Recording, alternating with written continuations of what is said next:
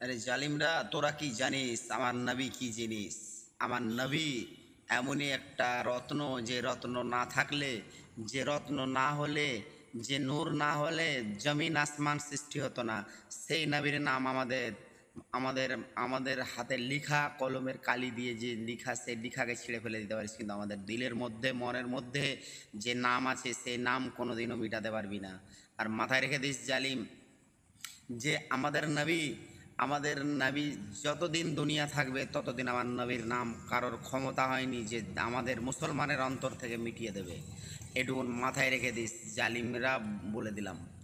আর আরেকটা কথা হচ্ছে যে যদি তোরা আমাদেরকে একটা না, দুটা না, 10টা না, লাখো করোড়ও যদি জেলে ভরিস, তবু আমার দিলের ভিতর থেকে আমার নবীর নাম মেটাতে পারবি না। তাই আমার নবীর নাম একবার না, দুবার না, 1000 বার বলবো।